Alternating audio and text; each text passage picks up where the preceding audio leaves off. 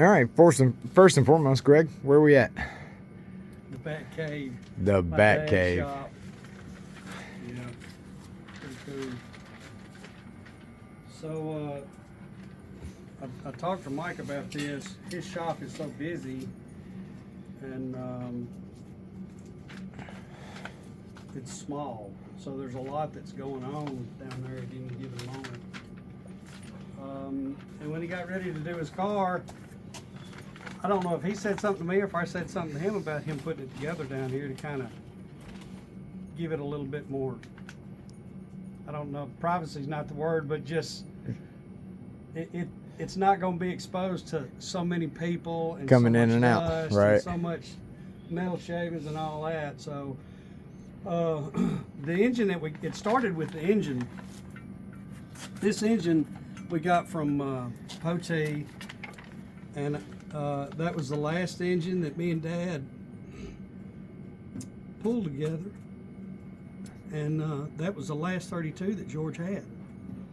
It was a 32 5-window, and it was an original state trooper car, and we got documentation on all of it.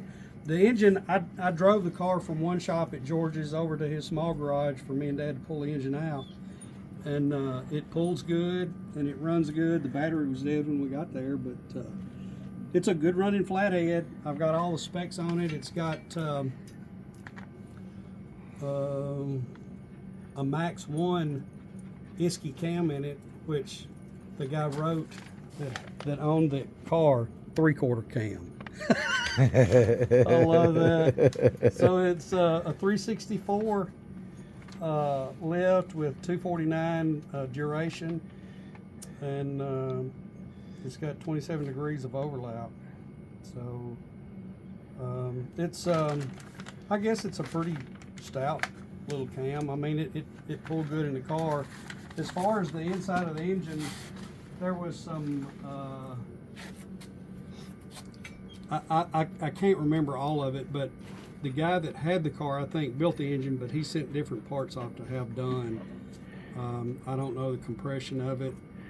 I know that, what is it, H&H Flatheads had something to do with the valve train that came with it, I think. But anyway, it was a running engine. We're going to take the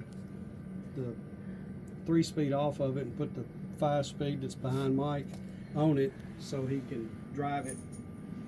And Mike's got a hot rod shop. He's got to have a pretty tough, badass hot rod, so hopefully that's what this is going to end up being. It's got to be tough because I'll beat the shit out of it. Flatheads ain't going to take a lot, man. I do better with flatheads than I do small blocks, which is weird. Exactly. This is some other stuff that comes with the engine. This is the instrument cluster out of the 32.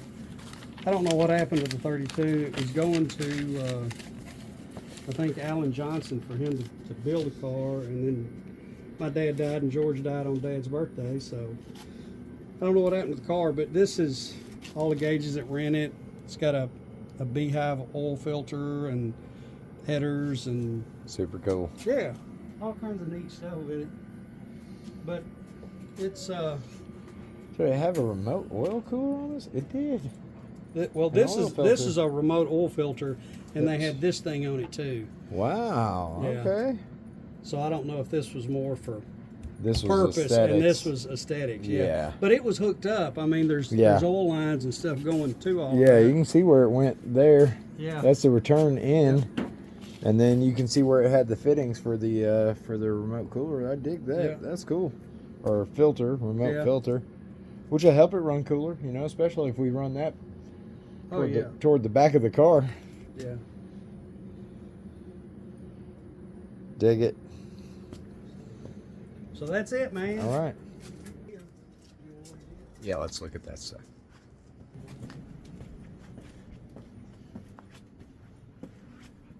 There's the quarters and the doors. The wheels are here.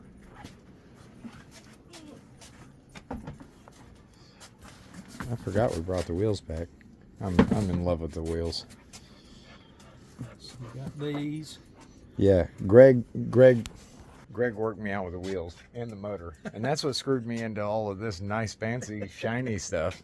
Because I was just gonna build a rough little hot rod with a junkyard flathead, and now we got that. No, you gotta have a hot rod. Yeah, Man. You gotta have a real hot rod. Not that that's not, but yeah, if you got a shop, man, you gotta have a nice ride to go with it. You gotta promote it. So we got shit to do. Yeah. Bye. Bye, Greg. Bye.